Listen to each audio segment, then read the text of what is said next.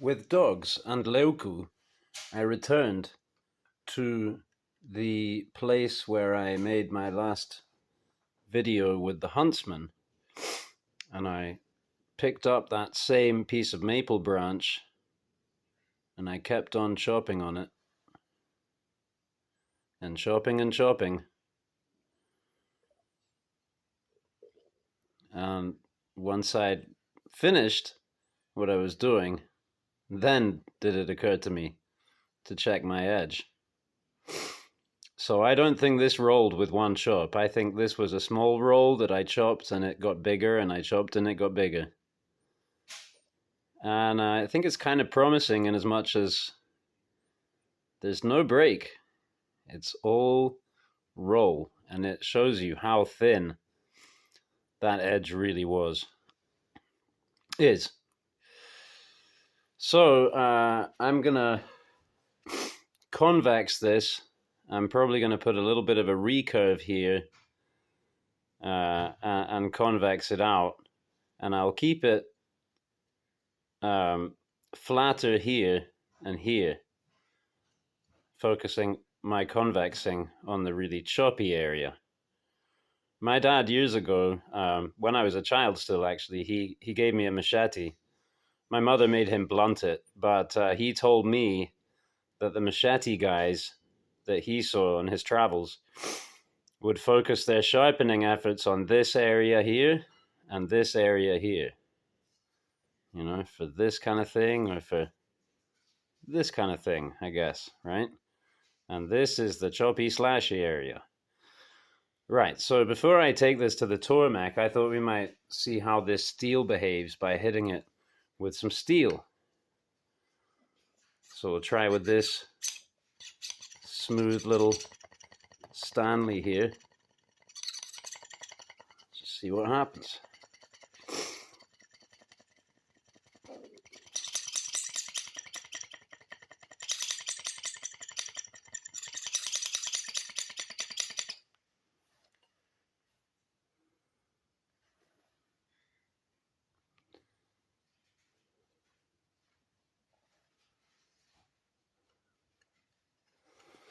So, would it be possible to actually just put this back into place entirely? Well, obviously not, because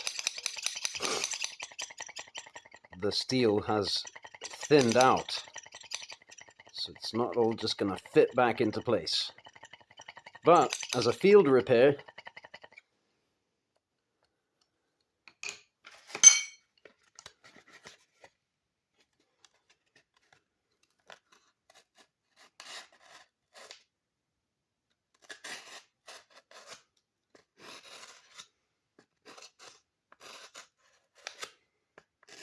skips a little, but you know, it cuts. So let's try this, which the last time I presented it for my channel, I presented it as lost, as a missing item. I recovered it.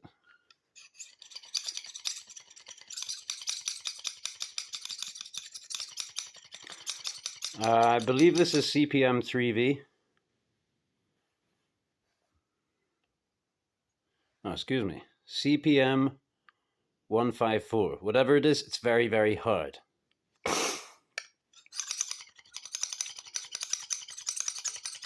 And William Collins puts this finish on it. So it is a really nice hone. I love to hone with it.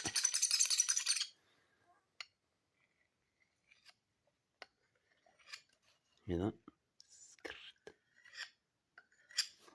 But anyway.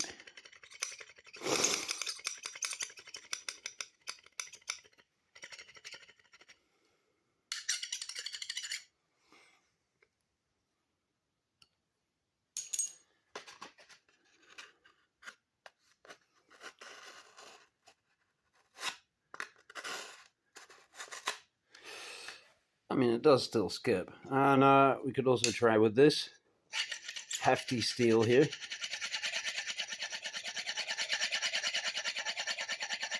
see whether I'm raising a burr here. I'm not even raising a burr.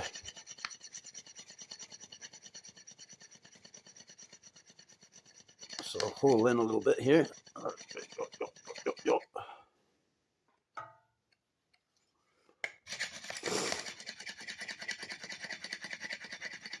Even if I'm sniffing a lot, I have a runny nose today. It's a little cold. I'm wearing my woolen necktie that I got from the Highland Games. Helps a lot. Excuse me.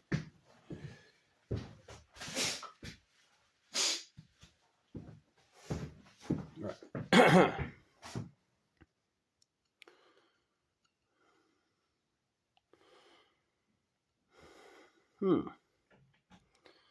I mean, it feels imperceptible on this side, almost. Ah, you can feel it. You can feel it. It buckled. So, see the wire bead?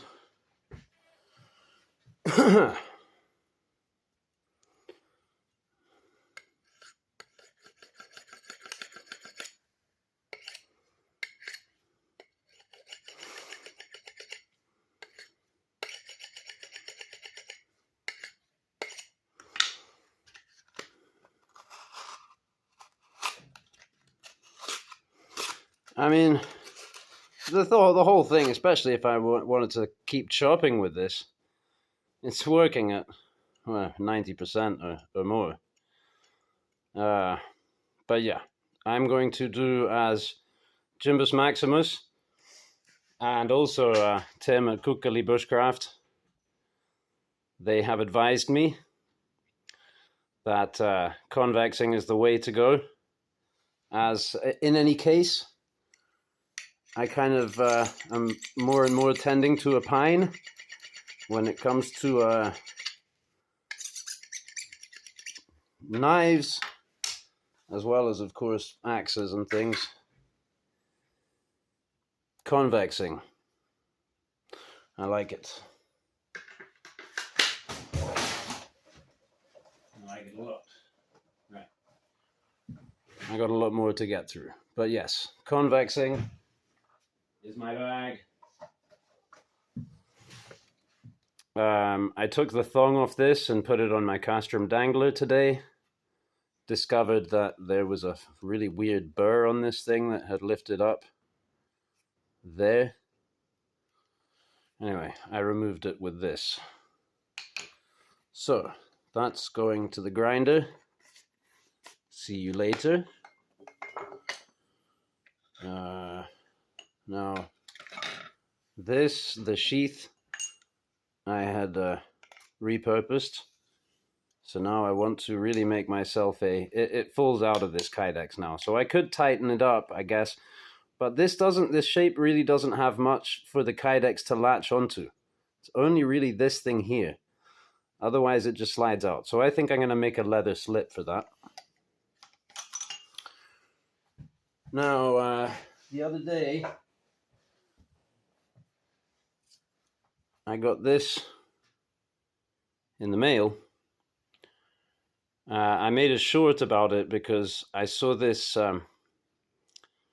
tapered liner here, and I was really amazed by that.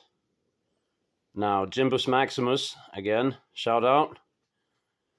He actually advised me on the model of this knife, which is a Schrade Walden, New York, USA. So if memory serves, it is an 8-0. Oh man. Anyway, it's a large slip joint whittler. I forgot the number. And it was made between 1956 and 1972.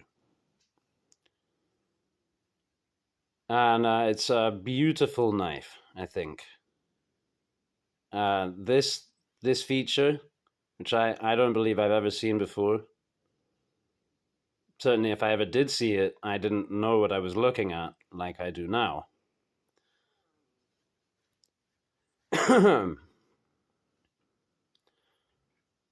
So I checked out. Well, I also displayed this knife as an example of a 3-blade that has 2 springs, right? But there's one for the main, and then one that's shared by the 2 secondaries. And I just pulled out this, which is a Case tractor supply knife where the shield fell out. And this has 3 springs. Actually, it has 3 individual springs. And I have a Seahorse Whittler that uses this kind of configuration, but it does not have this tapered bolster here. Liner, excuse me. Which also has a name, and I'm blanking on it now. But Jimbo's also told me the name of this. So people know about this, just not me. I never knew about it. And since I had these out, then, for examples, I was thinking, that I could fill this one in maybe with that. Although in the end, I thought for this one, what I'd like to do is get a little piece of lilac twig that has the purple in it and cross-cut it. And I think I'll just make a little disc there with the purple in the grain and glue that in, and that'll look cool on this one. And then on this one, I thought I could maybe send it to Case and get them to put a shield in, because the shield fell out before I acquired it. But it did also occur to me that I could take this 1/10 ounce silver token. Trying to remember what HMC stands for. Anyway, I could just about cut out the hard hat and the HMC and make myself a little silver bolster there, and then have some leftover silver for whatever. We got that out of the way. Whoops. Recently acquired this straight razor. Just thought it was interesting. Never heard of this brand before. Washington Cutlery. Oh, excuse me. No. What am I talking about? Oh, yeah, it is Washington Cutlery. Milwaukee. Yeah, so it's a nice straight razor. Oh, today I was walking in the woods. My dogs have been a bit misbehaved. They came upon another dog in the woods, which is my neighbor Jim's dog.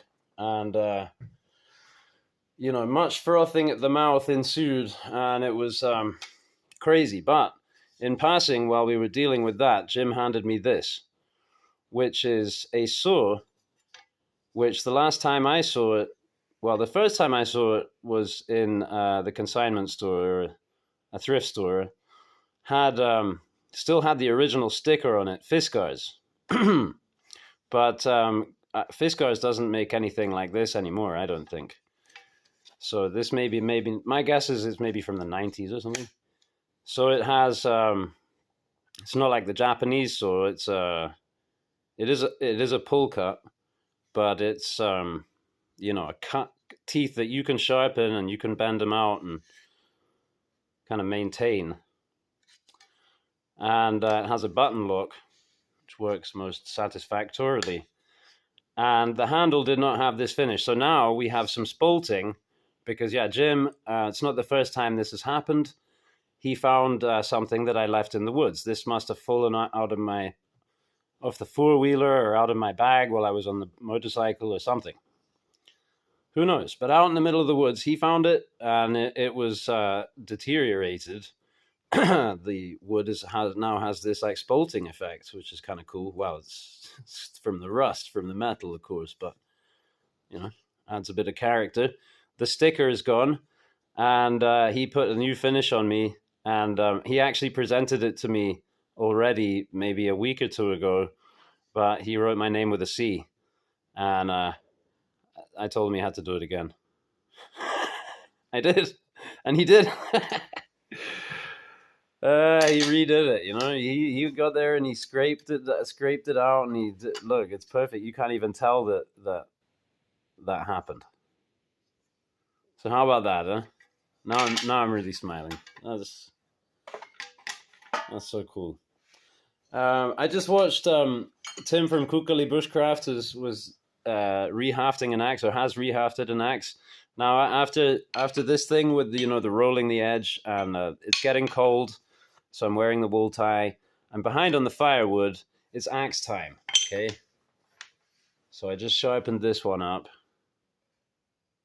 took it out, did some chopping, and yeah, I think I'm done with chopping firewood with knives for a minute, because I have this and a whole host of other axes, splitting axes and stuff that I could show you. But this is a cool one. I can't quite. All I can see here is American. It says American something. Sometimes it comes through better on the camera.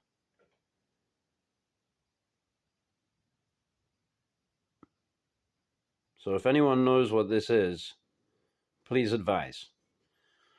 I believe this is a framing axe or a framer's axe.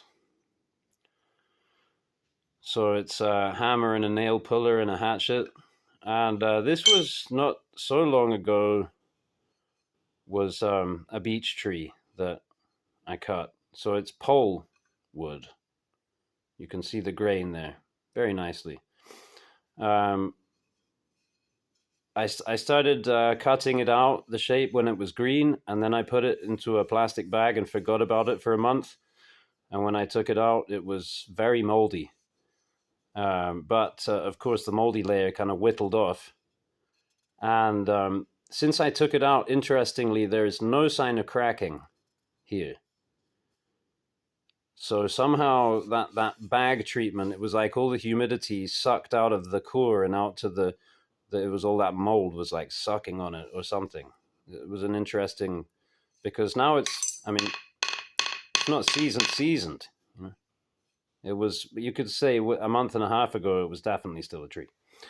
I can't remember the timing exactly, but yeah, so I'm gradually whittling on this.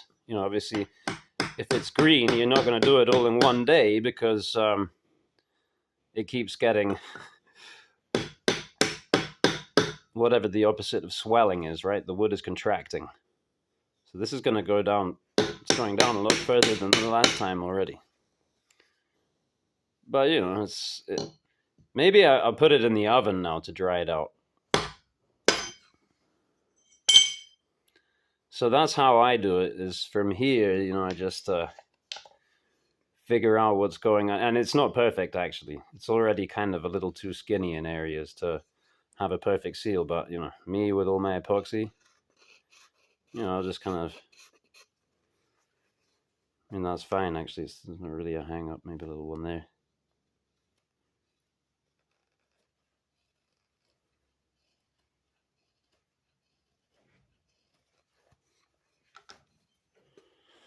And so on and so forth.